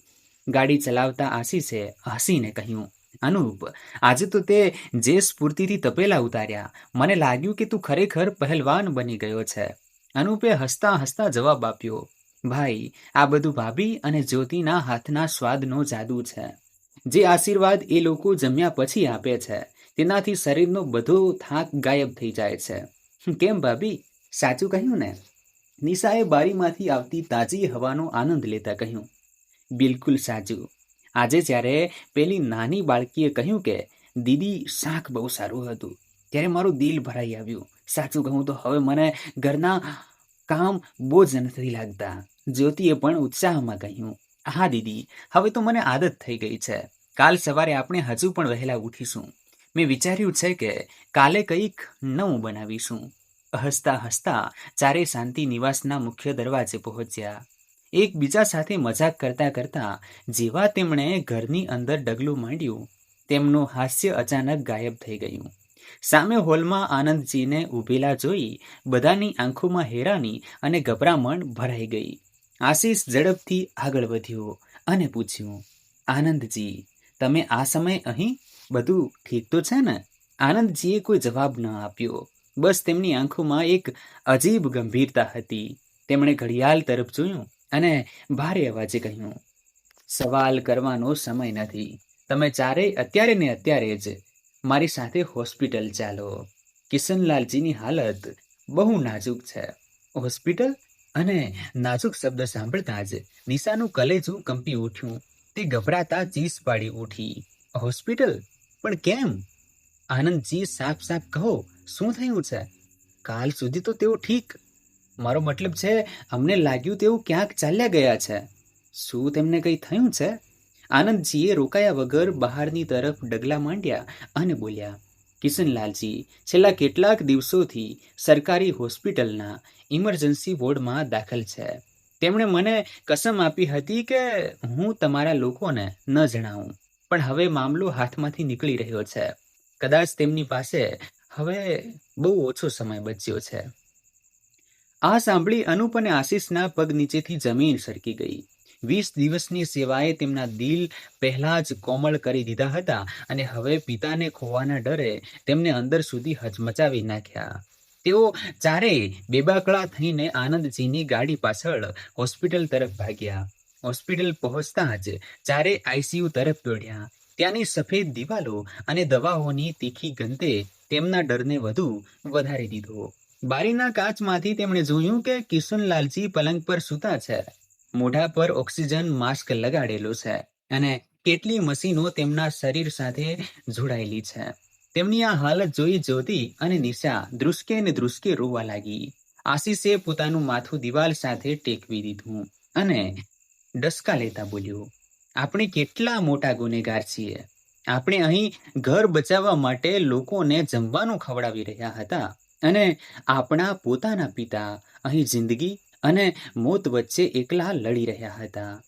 અનુપે આનંદજીના હાથ પકડી લીધા અને કરગરતા બોલ્યો, આનંદજી, ડોક્ટરને કહો જે જોઈએ તે લઈ લે. બસ અમારા પિતાજીને સાજા કરી દે. અનુપની આંખોમાંથી વહેતા આંસુ અને તેની આજીજીએ હોસ્પિટલના એ ઠંડા પરસાળમાં એક અજીબ ભારેપણું પેદા કરી દીધું હતું. આનંદજીએ ધીરેથી પોતાનો હાથ અનુપના હાથમાંથી છોડાવ્યો અને બારી તરફ ફરી ગયા, જેથી કોઈ તેમના ચહેરાના હાવભાવ પારખી ન શકે. આનંદજીએ બેહદ ગંભીર અને દબાયેલા અવાજે કહ્યું, પૈસા બધું જ નથી હોતા અનુપ. કેટલાક ઘા એવા હોય છે જેને દવા નહીં પણ પોતાનાઓનો સાથ રૂજવે છે. અને અફસોસ, કિશનલાલજીને એ સાથ ત્યારે ન મળ્યો જ્યારે તેમને તેની સૌથી વધુ જરૂર હતી. નિશા અને જ્યોતિ એકબીજાને વળગીને જમીન પર જ બેસી પડી. તેમના ડસકા હોસ્પિટલના સન્નાટાને ચીરી રહ્યા હતા. જ્યોતિએ રડતા રડતા કહ્યું, દીદી, જો આજે પિતાજીને કંઈ થઈ ગયું તો આપણે જિંદગીભર પોતાની જાતને માફ નહીં કરી શકીએ. પેલી 20 દિવસની સેવા બધી નકામી છે જો આજે આપણી પાસે આપણા પિતાજી જ નહીં રહે. ત્યારે જ આઈસીયુનો દરવાજો ખુલ્યો અને એક ડોક્ટર બહાર આવ્યા. તેમના ચહેરા પર છવાયેલો થાક અને કપાળની રેખાઓ કંઈક અશુભ હોવાનો સંકેત આપી રહી હતી. ચારેય તેમની તરફ ધસ્યા. ડોક્ટર, અમારા પિતાજી કેમ છે? આપણે તેમને ઘરે લઈ જઈ શકીએ છીએ ને? અનુપે ઘણી આશા સાથે પૂછ્યું. ડોક્ટરે પોતાના ચશ્મા ઉતાર્યા અને એક ઊંડો શ્વાસ લઈને બોલ્યા, જુઓ, મેડિકલ સાયન્સ પોતાની જગ્યાએ છે, પણ કિશનલાલજીની હાલત ઘણી જટિલ છે. તેમની શારીરિક સ્થિતિ કરતાં તેમની માનસિક સ્થિતિ વધુ ચિંતાજનક છે. એવું લાગે છે જાણે તેમણે જીવવાની ઈચ્છા છોડી દીધી છે. જ્યારે કોઈ અંદરથી હાર માની લે છે ત્યારે દવાઓ પણ અસર કરવાનું બંધ કરી દે છે. આશીષે ધ્રુજતા અવાજે પૂછ્યું, શું અમે તેમને એકવાર મળી શકીએ? બસ એકવાર. ડોક્ટરે થોડી ક્ષણો વિચાર્યું અને પછી કહ્યું, ફક્ત 2 મિનિટ માટે. પણ યાદ રાખજો, તેમને કોઈ આંચકો ન લાગવો જોઈએ. તેમની પલ્સ ઘણી ઘટી રહી છે. જેવા ચારેય એ ઠંડા સફેદ રૂમમાં ડગલું માંડ્યું, મશીનોના બીપ બીપ અવાજ તેમના કાનમાં હાથોડાની જેમ વાગવા લાગ્યા. પલંગ પર સૂતેલા કિશનલાલજીના ચહેરા પર ઓક્સિજન માસ્ક લગાડેલો હતો અને તેમની આંખો બંધ હતી. એ દ્રશ્ય એટલું પીડાદાયક હતું કે ચારેયની હિંમત જવાબ દઈ ગઈ. તેઓ તેમના પલંગની ચારેય બાજુ કુંડાળું વળીને ઊભા રહી ગયા. તેમની સફેદ ચાદર આંસુઓથી ભીંજાવા લાગી હતી. તેમને અંદાજો પણ નહોતો કે બંધ આંખો પાછળ કિશનલાલજી તેમના દરેક ડસકાને પોતાના આત્મા સુધી અનુભવી રહ્યા હતા. હોસ્પિટલમાં સાંજનો ગાઢ પડછાયો ઉતરવા લાગ્યો હતો. બહાર બેન્ચ પર બેઠેલા આશીષ અને અનુપની આંખોમાંથી ઊંઘ અને ચેન ગાયબ હતા. ત્યારે જ આનંદજી તેમની નજીક આવ્યા અને ઘડિયાળ જોતા બોલ્યા, હું તમારી માનસિક હાલત સમજી શકું છું, પરંતુ હવે સાંજ થવા આવી છે. યાદ કરો કિશનલાલજીની એ શરત, ગમે તે થાય પેલા 100 લોકોને જમવાનું પહોંચતું રહેવું જોઈએ. જો આજે તમે અહીં રોકાઈ ગયા અને સેવા અટકી ગઈ તો કદાચ તમારી બધી મહેનત નકામી જશે. આશીષે પોતાની સૂજી ગયેલી આંખોથી આનંદજી તરફ જોયું. તેનું મન સાક્ષી નહોતું પૂરી રહ્યું કે તે પોતાના પિતાને આ હાલતમાં છોડીને જાય. ત્યારે જ અનુપે ઘણી હિંમત ભેગી કરીને આશીષનો હાથ પકડ્યો અને ભારે અવાજે બોલ્યો, ભૈયા, આનંદજી સાચું કહી રહ્યા છે. પિતાજીએ આપણને એ જ તો શીખવ્યું છે કે પોતાની તકલીફ કરતાં બીજાનું દુઃખ મોટું હોય છે. તમે ભાભી અને જ્યોતિ ઘરે જઈને જમવાની તૈયારી કરો. હું અહીં જ રોકાઈશ. જો પિતાજીને જરા પણ હોશ આવશે અથવા કોઈ જરૂર પડશે તો હું તરત તમને ફોન કરીશ. આશીષની આંખોમાં દીર્ઘા હતી, પણ અનુપની વાતમાં એક અજીબ મક્કમતા હતી. અનુપ આગળ બોલ્યો, ભૈયા, આજે આપણે તેમને નિરાશ ન કરી શકીએ જે છેલ્લા 20 દિવસથી આપણી રાહ જોઈ રહ્યા છે. તમે જાઓ, હું અહીં છું. જ્યોતિ અને નિશા પણ ત્યાં પહોંચી. તેમના ચહેરા પર પણ ભારે દુઃખ હતું, પણ અનુપની વાત સાંભળી તેમણે પણ મન મક્કમ કર્યું. આશીષે અનુપના ખભા પર હાથ રાખ્યો અને રૂંધાયેલા ગળે કહ્યું, ઠીક છે અનુપ, તું તારું ધ્યાન રાખજે. અમે જેટલી જલ્દી બને તેટલી જલ્દી જમવાનું વહેંચીને પાછા હોસ્પિટલ આવીશું. જેવા જ તે ત્રણેય ભારે ડગલે હોસ્પિટલની બહાર નીકળ્યા, અનુપ પાછો આઈસીયુના દરવાજે જઈને ઊભો રહી ગયો. તે કાચની પેલે પાર જોઈ રહ્યો હતો, જ્યાં કિશનલાલજી શાંત સૂતા હતા. હોસ્પિટલમાં રાતનો સન્નાટો ગાઢ થવા લાગ્યો હતો. મશીનોનો નિરંતર ચાલતો બીપ બીપ અવાજ હવે અનુપના કાનમાં કોઈ ડરામણા ટકોરા જેવો લાગી રહ્યો હતો. તે આખી રાત એક કાચની દિવાલની બહાર બેસી રહ્યો. ક્યારેક હાથ જોડીને પ્રાર્થના કરતો તો ક્યારેક પોતાની જૂની ભૂલો યાદ કરી ધ્રુસકે ને ધ્રુસકે રડતો. બીજી તરફ શાંતિ નિવાસના રસોડાનું દ્રશ્ય આજે બિલકુલ અલગ હતું. આજે રસોડામાં નહોતો કોઈ હસી મજાક કે નહોતી ચા ભજીયાની ફરમાઈશ. નિશા અને જ્યોતિ લોટ બાંધી રહી હતી, પણ આજે તેમની આંખોમાંથી નીકળતા આંસુ સીધા લોટમાં પડી રહ્યા હતા. આશીષ ચૂપચાપ શાક સુધારી રહ્યો હતો, પણ તેનું ધ્યાન વારંવાર પોતાના ફોન પર જઈ રહ્યું હતું કે ક્યાંક હોસ્પિટલમાંથી કોઈ મીઠા સમાચાર ન આવી જાય. નિશા કંઈક વિચારતા બોલી, જ્યોતિ, આજે જ્યારે હું આ પૂરી તળી રહી છું ત્યારે બસ એ જ વિચાર આવે છે કે પિતાજીને ગરમ જમવાનું કેટલું પસંદ હતું. આપણે તેમને હંમેશા ઠંડુ જમવાનું જમાડ્યું અને પોતે ગરમા ગરમ ખાતા રહ્યા. જ્યોતિ પણ આ વાત સાંભળી અચાનક ભૂતકાળના વિચારોમાં ખોવાઈ ગઈ અને પછી હંમેશાની જેમ રાતના 8 વાગ્યે તેઓ ગાડી લઈને એ જ વસાહતમાં પહોંચ્યા. શરીરમાં જાન નહોતી, મન હોસ્પિટલમાં અટવાયેલું હતું, પણ હાથ સેવામાં લાગેલા હતા. આજે જમવાનું વહેંચતી વખતે આશીષના હાથ ધ્રુજી રહ્યા હતા. જ્યારે એક વૃદ્ધ સ્ત્રીએ તેને આશીર્વાદ આપ્યા તો તે ત્યાં જ બેસીને રડવા લાગ્યો. તેને લાગતું હતું કે આ આશીર્વાદ કદાચ તેના પિતાને નવી જિંદગી આપી દેશે. રાતના આશરે 2 વાગ્યા હતા. હોસ્પિટલની લાઇટો ઝાંખી થઈ ગઈ હતી. અનુપ બેન્ચ પર બેઠા બેઠા ઝોકા ખાવા લાગ્યો હતો. ત્યારે જ તેને અનુભવાયું કે કાચની પેલે પાર રૂમમાં કંઈક હલચલ થઈ છે. તે ઝટકા સાથે ઊભો થયો અને બારી પાસે ગયો. તેણે જોયું કે તેના પિતાના હાથની આંગળીઓ ધીરેથી હલી અનુપે તરત જ ડૉક્ટરને બૂમ પાડી. ડૉક્ટર અંદર ગયા અને થોડી મિનિટો પછી જ્યારે તેઓ બહાર આવ્યા ત્યારે તેમણે અનુપના ખભા પર હાથ રાખ્યો અને બોલ્યા, જુઓ અનુપ, અત્યારે તેમની પલ્સ સ્થિર છે અને શરીરે પ્રતિક્રિયા આપવાનું શરૂ કર્યું છે. આ એક સારો સંકેત છે. પણ અત્યારે રાતના 3 વાગ્યા છે. તું અહીં બેસીને શું કરીશ? અહીં સિસ્ટર છે, એવું ઘર. હવે તું ઘરે જા અને સવારે જલ્દી આવી જજે. અનુપની ઈચ્છા તો નહોતી, પણ ડૉક્ટરના કહેવાથી અને સવારના કામની જવાબદારીના કારણે તે ઘરે જવા માટે તૈયાર થઈ ગયો. જ્યારે અનુપ ઘરે પહોંચ્યો ત્યારે તેણે જોયું કે આશીષ, નિશા અને જ્યોતિ હોલમાં જ બેસીને તેની રાહ જોઈ રહ્યા હતા. કોઈની આંખોમાં ઊંઘ નહોતી. અનુપને જોતાં જ ત્રણેય એક સાથે ઊભા થઈ ગયા. આશીષે ગભરાઈને પૂછ્યું, અનુપ, શું થયું? ડૉક્ટરે શું કહ્યું? અનુપના ચહેરા પર હળવું સ્મિત જોઈને બધાના જીવમાં જીવ આવ્યો. અનુપે થાકેલા અવાજે કહ્યું, ભૈયા, ગભરાવાની વાત નથી. જ્યારે હું ત્યાં હતો ત્યારે પિતાજીની આંગળીઓમાં હલચલ થઈ હતી. ડૉક્ટર સાહેબ કહેતા હતા કે હવે તેમની હાલત પહેલાં કરતાં સારી છે. તેમણે જ મને ઘરે મોકલ્યો છે. આ સાંભળતાં જ નિશાએ હાથ જોડીને ઉપરવાળાનો આભાર માન્યો. હે ભગવાન, તમારો લાખ લાખ શુક્ર છે.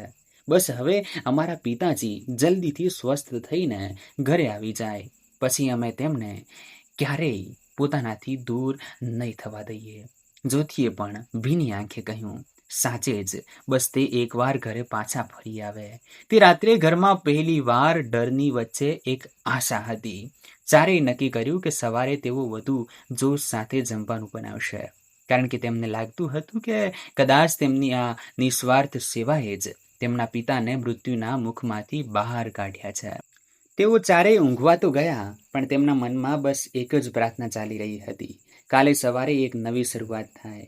તેમને અંદાજો પણ નહોતો કે હોસ્પિટલના રૂમમાં કિશનલાલજી હવે ઓક્સિજન માસ્ક હટાવીને આનંદજી સાથે ધીરે ધીરે વાતો કરી રહ્યા હતા અને પોતાના બાળકોનું આ બદલાતું સ્વરૂપ જોઈને તેમનો આત્મા તૃપ્ત થઈ રહ્યો હતો. બીજી સવારે બરાબર 5 વાગ્યે જ્યારે એલાર્મ વાગ્યું ત્યારે શાંતિ નિવાસમાં એક અલગ જ બેચેની હતી. ચારેયની આંખોમાં ઊંઘ નહીં, પણ પિતાને મળવાની તડપ હતી. તેઓ જલ્દી તૈયાર થયા, જેથી હોસ્પિટલ પહોંચીને સૌથી પહેલાં પિતાજીના ખબર જાણી શકે અને પછી પાછા આવીને જમવાનું બનાવવામાં લાગી જાય. નિશા અને જ્યોતિ જેવી પોતાના રૂમમાંથી બહાર નીકળી અને રસોડા તરફ જવા લાગી, ત્યાં જ અચાનક તેમની નજર હોલ તરફ ગઈ. જે દ્રશ્ય તેમણે જોયું તેણે તેમના ડગલા ત્યાં જ થંભાવી દીધા. હોલમાં બારીમાંથી આવતા સવારના પહેલા હળવા પ્રકાશની વચ્ચે પોતાની એ જ લાકડાની જૂની ખુરશી પર કિશનલાલજી બિલકુલ સહી સલામત બેઠા હતા. તેમના ચહેરા પર એ જ જૂની ચમક હતી અને તેઓ શાંત ભાવે બારીની બહાર જોઈ રહ્યા હતા. તેમની ખુશીનો કોઈ પાર ન રહ્યો. ચારેયના મોઢામાંથી એક સાથે અવાજ નીકળ્યો, પિતાજી!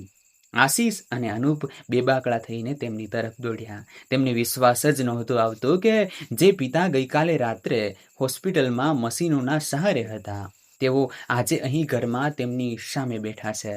આશીષ રડતા બોલ્યો, પિતાજી, તમે અહીં કેવી રીતે? અમે તો બસ અત્યારે હોસ્પિટલ જ આવી રહ્યા હતા. તમે ઠીક તો છો ને? ડૉક્ટરે તમને આવવા કેવી રીતે દીધા?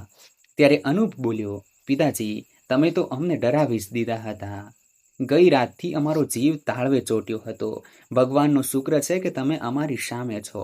આશીષનો અવાજ ડસકામાં બદલાઈ ગયો. તે ધ્રુસકે રડતા બોલ્યો, અને તમે ક્યાં ચાલ્યા ગયા હતા પિતાજી? આ ઘર અને અમને આવી રીતે એકલા છોડીને? તમારા વિના આ ઘર પૂરેપૂરું સૂનું થઈ ગયું હતું. અમને અહેસાસ થઈ ગયો છે કે અમે હંમેશા તમને નજરઅંદાજ કર્યા, તમારા હોવાની ક્યારેય કદર ન કરી. અમને અમારી આ ભૂલ માટે માફ કરી દો પિતાજી. અનુપ પણ પિતાના ચરણો પકડીને રડવા લાગ્યો. તેનો ગળગળો થઈ ગયો હતો અને તે ઈચ્છવા છતાં કંઈ બોલી શકતો નહોતો. બસ તેની આંખો માફી માંગી રહી હતી. પાછળ ઊભેલી નિશા અને જ્યોતિની આંખોમાંથી પણ સતત આંસુ વહી રહ્યા હતા. તેઓ બંને ધીરે આગળ વધી અને નમીને પોતાના સસરાના પગે લાગી. નિશાએ ગદગદિત અવાજે કહ્યું, પિતાજી! અમને માફ કરી દો. અમે અમારી જીદ અને અહંકારમાં આંધળા થઈ ગયા હતા. જ્યોતિએ પણ હિબકા ભરતા કહ્યું, હા પિતાજી, અમને એક તક આપો જેથી અમે અમારી ભૂલો સુધારી શકીએ. હવે અમે ક્યારેય તમને નજરઅંદાજ નહીં કરીએ અને હવે આપણે બધા મળીને રહીશું. ત્યારે નિશા બોલી, પિતાજી, હવે તો અમે લડાઈ પણ નથી કરતા. કિશનલાલજીની આંખોમાંથી પણ ખુશીના આંસુ છલકાઈ પડ્યા. તેમણે નમીને પોતાના બંને દીકરાઓને બેઠા કર્યા અને તેમને ગળે લગાવી દીધા. જે શાંતિ નિવાસની દિવાલોએ વર્ષોથી ફક્ત કડવાશ અને ઊંચા અવાજો સાંભળ્યા હતા, આજે ત્યાં ડસકાઓના એક અજીબ સુકૂન અને મીઠાશ હતી. તેઓ ધીમા અને ભારે અવાજે બોલ્યા, હું ક્યાંય નહોતો ગયો બાળકો. હું તો બસ એ જોવા માંગતો હતો કે શું આ ઘરના પાયામાં હજુ પણ થોડો પ્રેમ બાકી છે કે નહીં. મારે આ ઘર કોઈ ટ્રસ્ટને નહોતું આપવું. મારે તો બસ મારા એ દીકરા અને વહુઓ પાછા જોઈતા હતા, જે આ ઘરને ફરીથી શાંતિ નિવાસ બનાવી શકે. ત્યારે જ બાજુના રૂમમાંથી આનંદજી બહાર આવ્યા. તેમના ચહેરા પર આજે પેલો ગંભીર મહોરો નહોતો, પણ એક સંતોષભર્યું સ્મિત હતું. તેમને જોઈને ચારેય હેરાન રહી ગયા. આનંદજી બોલ્યા, માફ કરજો બાળકો, મારે થોડું સખત બનવું પડ્યું. હું કોઈ વકીલ નથી, પણ તમારા પિતાનો મિત્ર છું અને તમારા પિતાજીને હોસ્પિટલમાંથી ડિસ્ચાર્જ નથી કરવામાં આવ્યા કારણ કે તેઓ ક્યારેય બીમાર હતા જ નહીં.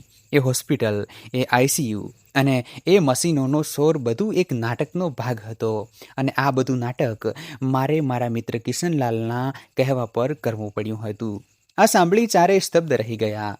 કિશનલાલજીએ ધીરેથી આશીષ અને અનુપનો હાથ પકડ્યો અને અત્યંત ભાવુક સ્વરે બોલ્યા, બેટા, આ બધું તો એક સાધન હતું તમને બધાને એ સમજાવવાનું કે સંબંધો ફક્ત નામ પૂરતા નથી હોતા. હું જોવા માંગતો હતો કે શું તમે લોકો ફક્ત મિલકત બચાવવા માટે સેવા કરી રહ્યા છો કે ખરેખર તમારા દિલમાં આ વૃદ્ધ મા બાપ માટે જગ્યા બાકી છે.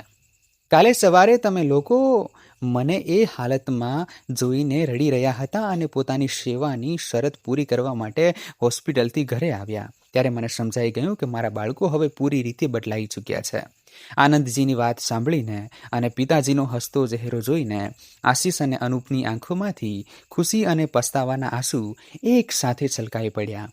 પછી પોતાના પિતાનો હાથ પકડતા આશીષ બોલ્યો, પિતાજી, અમને તો બસ તમારા આશીર્વાદ જોઈએ છે, જેના વિના અમે અધૂરા છીએ. કિશનલાલજીએ ભીની આંખે હસતા હસતા આશીષ અને અનુપને ફરીથી પોતાના ગળે લગાવી દીધા અને ખૂબ પ્રેમથી બોલ્યા, ચાલો હવે બસ કરો. શું આજે તમારા આ વૃદ્ધ બાપને રડાવીને જમશો? આટલું સાંભળતા જ ઘરનો બધો તણાવ જાણે હવામાં ઓગળી ગયો. નિશા અને જ્યોતિ પણ પાસે આવીને સ્મિત કરવા લાગી. જે ઘર કાલ સુધી કુરુક્ષેત્ર બનેલું હતું, આજે તે ખરેખર એક મંદિર જેવું લાગી રહ્યું હતું. આનંદજી જે વકીલ બનીને આવ્યા હતા, તેઓ પણ પોતાના મિત્ર કિશનલાલની આ સફળતા પર મંદ મંદ મુસ્કુરાઈ રહ્યા હતા. સાંજ થઈ ત્યારે નજારો જોવા જેવો હતો. આજે રસોડામાં કોઈ અફરાતફરી નહોતી, પણ એક ઉત્સવ જેવું વાતાવરણ હતું. નિશા અને જ્યોતિ બંને હવે એકબીજા સાથે હસી મજાક કરતા મળીને રસોઈ બનાવી રહી હતી. નિશાએ સ્મિત સાથે કહ્યું, જ્યોતિ, આજે પિતાજી માટે તેમની પસંદગીની આદુવાળી ચા હું બનાવીશ. તું જરા ખીરનું ધ્યાન રાખજે. આશીષ અને અનુપ બંને ભાઈઓ રસોડાના આંટા મારી રહ્યા હતા. અનુપ બોલ્યો, ભાઈ, આજે જમવાનું આપણે બધા સાથે બેસીને એ જ ટેબલ પર જમીશું. રાત્રે ડાઇનિંગ ટેબલ પર આખો પરિવાર સાથે બેઠો. કિશનલાલજી વચ્ચે બેઠા હતા અને તેમની બંને તરફ તેમના દીકરાઓ અને વહુઓ. 20 દિવસ પહેલા જે ટેબલ પર જમવાનું અપમાનિત થઈને છૂટ્યું હતું, આજે ત્યાં સન્માન અને પ્રેમની સુગંધ હતી. આશીષે કહ્યું, પિતાજી, અમે ચારેય નિર્ણય લીધો છે કે અમે ગરીબોને જમાડવાનો આ સિલસિલો ક્યારેય બંધ નહીં કરીએ. દર રવિવારે અમે ચારેય મળીને એ જ વસાહતમાં જઈશું. કિશનલાલજીની આંખોમાં ગર્વ હતો. તેમણે પહેલો કોળિયો લીધો અને બોલ્યા, આજે જમવામાં એ સ્વાદ છે જે વર્ષોથી આ ઘરમાંથી ગાયબ હતો. આજે મારું ઘર ખરેખર શાંતિ નિવાસ બની ગયું છે. હોલમાં રાખેલું જૂનું રેડિયું ધીમા અવાજે વાગી રહ્યું હતું અને ઘરના દરેક ખૂણેથી હવે ખુશીઓનો ગુંજારવ આવી રહ્યો હતો. લડાઈ, ઝઘડા અને અહંકારની જગ્યા હવે એકબીજા પ્રત્યેના સન્માને લઈ લીધી હતી. કિશનલાલજીનું એ સાહસિક કદમ રંગ લાવ્યું હતું. તેમણે માત્ર પોતાનું ઘર જ ન બચાવ્યું, પરંતુ પોતાના બાળકોને માનવતા અને પરિવારનો સાચો અર્થ પણ શીખવી દીધો. મિત્રો, ઘર ફક્ત ઈંટો અને પથ્થરોથી નહીં, પણ પોતાનાઓ વચ્ચેના પ્રેમ અને સન્માનથી બને છે. માતા પિતાને ઘડપણમાં પૈસાની એટલી જરૂર નથી હોતી જેટલી તમારા સમય અને થોડાક સન્માનની હોય છે. તેમને નજરઅંદાજ કરવા એ કોઈ શારીરિક ઘા આપવા કરતાં પણ વધુ પીડાદાયક હોય છે. જ્યાં સુધી નિશા અને જ્યોતિ પોતપોતાના અહંકારમાં ડૂબેલી હતી, ત્યાં સુધી ઘર નર્ક બનેલું હતું. પરંતુ જ્યારે તેમણે પોતાની જવાબદારી સમજી અને એકબીજાનો હાથ પકડ્યો, ત્યારે એ જ રસોડું ખુશીઓનું કેન્દ્ર બની ગયું. બીજાની સેવા આપણા મનમાં મેલ અને અહંકારને ધોઈ નાખે છે. જ્યારે આપણે બીજાના દુઃખોને જોઈએ છીએ, ત્યારે આપણને અહેસાસ થાય છે કે આપણી પોતાની ફરિયાદો અને ઝઘડા કેટલા નાના અને અર્થહીન હતા. ઘરમાં શાંતિ ત્યારે આવે છે જ્યારે પરિવારના સભ્યો એકબીજાની ખામીઓનો સ્વીકાર કરે અને વડીલોની છત્રછાયાને પોતાનું સૌથી મોટું સૌભાગ્ય સમજે. તમને આ વાર્તા કેવી લાગી? જો સારી લાગી હોય તો વિડીયોને લાઈક કરજો અને ચેનલને સબસ્ક્રાઈબ જરૂર કરજો. મળીએ આવી જ એક બીજી રસપ્રદ વાર્તામાં. ત્યાં સુધી તમારું અને તમારા પ્રિયજનોનું ધ્યાન રાખજો. ધન્યવાદ. મિત્રો, આપણી ચેનલને સબસ્ક્રાઈબ અવશ્ય કરી લેજો. ખૂબ ખૂબ આભાર.